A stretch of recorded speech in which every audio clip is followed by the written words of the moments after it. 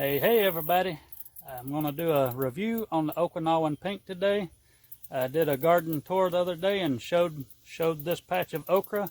I bought the seed for this from Baker Creek Seed, and I've been picking this okra every day except for yesterday I missed because I had more going on, and this will be a good opportunity to show you kind of some of the qualities or whatever about the okra. So let's get into it. So let's just take a look at the pods before I cut them, and a little 101 on okra. I've never read a lot about okra, but I grew up around it, and it's really popular with the old timers in Alabama as well as young people. But I learned most of what I know about okra from the old timers, and old timers were a little bit, in my opinion, were a little bit stuck up about the okra. So this is a little baby pod. You can see my fingers there. That's probably 2 inches long or so. This is just as what the old people, like my grandfather and them, would say. That's where you need to pick it. This is a really great quality. That's as good as you're gonna get. But if you have a good okra with good growing habits, some of these larger ones are really just as great a quality. Again, this would be in what your grandparents would want, but I have found that pods like this, that's probably 4 or 5 inches long. Those pods are just as quality as these in my book. Now, if I was selling it, that would be a different story. I would try to go with the smaller pods and give the customers what they're probably used to and what they want. But as far as home use, I'm saying let them get a little bigger. We'll cut some of these open after we do the harvest, and some of these may be a little bit too big. Now this one isn't much longer, but it is bigger in diameter. So when we get some harvested, I want to go through some actual ways that you can sort of evaluate whether you had let it get too big or not for eating. And yeah, let's just do that.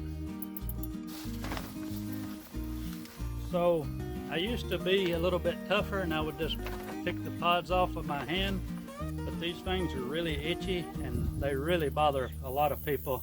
To me, it's not so bad, but as I've gotten older and maybe a little smarter, I've just started using these little snips, and I can get a really good cut on them without getting all itchy, because it really will mess up your fingers and get really itchy. It'll break some people out, actually.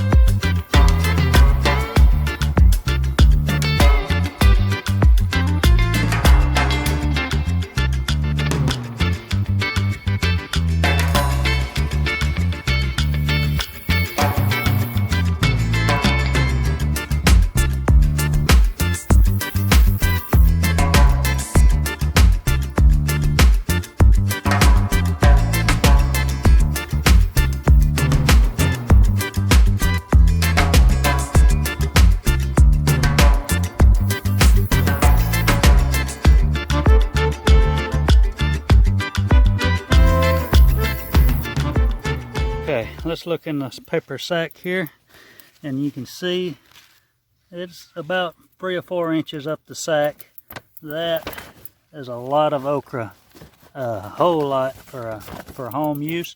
Not all of it is usable, but I'm going to say that 95% or more of it actually is, despite what a lot of people just glancing at it would tell you. Because a lot of people would say, oh, that pod's way too big, you can't eat that. But we'll test it here in a minute. But for a 120-foot row that skipped a day, this would be more than a normal sized family would probably eat in 2 sittings, maybe 3, I don't know. That's a lot of okra. Okay, a little disclaimer before I go into this. How people judge okra is as unique as people are. Like, every person's going to tell you something slightly different. and they're all right for that person, I'm sure. But I'm going to show you the main thing that most people will say that their limitation is on the okra and the size of it. So let me get one that's what I said would be perfect for anybody. So here's the picture perfect poster okra. And yes, you can eat this raw. A lot of people think it's disgusting. It's not that bad. So I'm eating it. The number one thing that will turn people off from okra, and they will tell you that it's went too far, and that's right, is it will be fibrous inside. And it'll be stringy, and you'll be chewing on it even after it's cooked. And there'll be these undigestible strings in there. Most people are going to spit them out and probably won't eat the okra. Okay, let's go on and find another one. Now, I could show this to a lot of people who know their okra, and they'd say, that's too big, it's going to be tough and stringy. That could be true with a lot of okra varieties, and that to me is sort of what distinguishes the quality of one okra to the next. And most varieties that I've bought in recent years, most of them have this ability to some degree, but the Okinawan Pink has probably had this quality better than, I don't know, probably any okra that I've tried so far, and I've tried several varieties. But I'm assuming that this pod is going to be perfectly fine. Notice that the diameter still isn't that big. We're probably pushing 6 inches there in length, but the diameter is still not that big. Just test it. If this was too big, think about eating fried hemp string. That's about what it would be like. Once the fibers start going up and down the pod, it's really bad. Even I won't eat it. Well, I have eat it, but I do not. Excuse me. So this one is fine. Let's move on. That has something disgusting on it. Let me wipe this off and then we'll try it. Okay, sort of got it cleaned off. Notice the diameter is a lot bigger on this, and the color's changing even a little bit. That may not be typical because a lot of okra is green and you wouldn't be able to see that, but the diameter is bigger. The feel of it is different. It feels a little woody. I'm suspecting that this one will be woody and this will be no good. And it's probably one of the, maybe the only one I saw in the whole sack, but let's just try it. So far so good. It's more likely going to be in here. Still good. Let's get down to the other part. I'm tired of eating raw okra.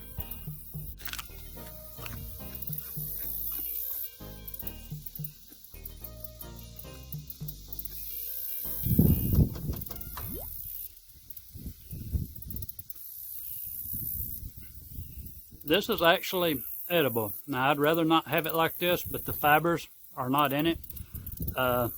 Texture is not going to be as good, but this is still very edible.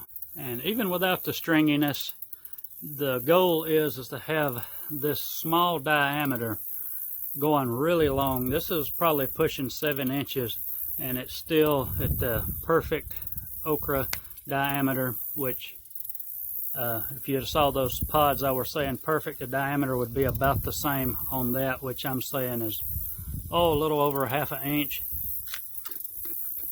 This is a really firm textured okra, not fibrous, but just really firm. And when it cooks, it holds up a little firmer than varieties I've tried in the past, which to me is a plus.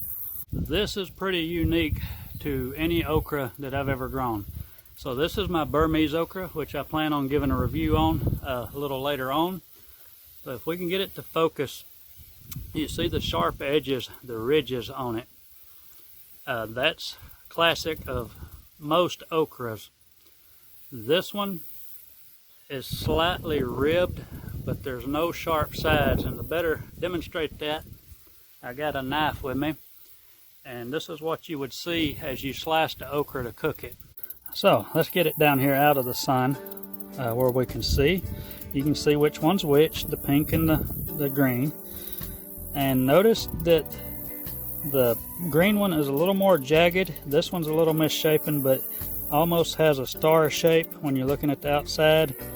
And this one is a little less pointy and a little more round. And with a lot of the pink ones, they were almost completely circular on the cross section. And with the green okras, some are more extreme than this. A lot of them are. There's actually a variety called Star of David, which is, if you don't know, it's two equilateral triangles, one turned upside down to form a star shape with 6 points. And the cross section of that okra is actually supposed to look just like that. So here's a Burmese that got way too big. And there you can see that really well. You can see the Star of David shape that I'm talking about. So that's kind of classic okra, not the round shape of the Okinawan. That one's too big, by the way. Actually not. As big as this is, that's huge. This isn't fibrous either. We'll be doing a review on this soon too. So that's pretty cool, but to me, what that means with this one being more circular is this is just an example of the refinement of Japanese and Okinawan breeding. Okinawa itself has a lot of varieties of vegetables named after it, and there's great breeders all over the world on every continent except for Antarctica, I guess, but every country has some great breeders, but Okinawa is sort of a standout with a lot of different varieties.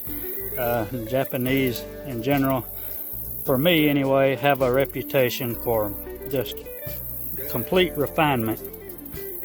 So let me tell a quick but interesting story about the fact that this is from Okinawa, which, if you don't know, is just it's an island. It's actually a chain of islands off the coast of Japan. There is one main island that's called Okinawa, but I have a friend that I gave a bunch of this okra to, and she had actually spent I think about a year or more on the Japanese mainland, and she was teaching over there, and she got pretty used to their culture and got to know it pretty well.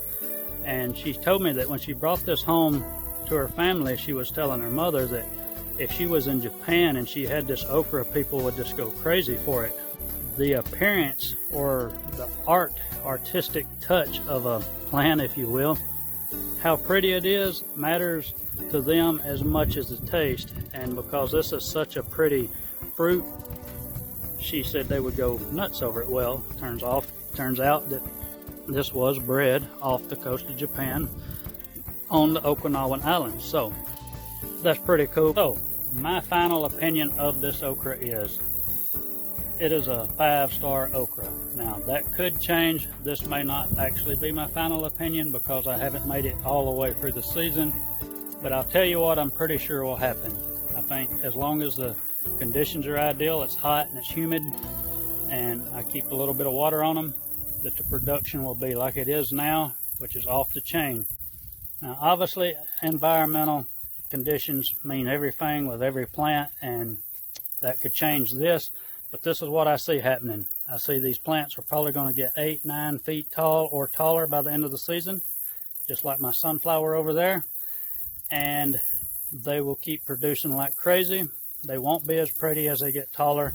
Okra plants never are. They start losing foliage and stuff, but they still produce. They're a little ugly towards the end. I've been wanting to try a new okra every year and not doing the same one twice because I want to try a lot of them. But I'll probably try this one again next year just because it's so awesome.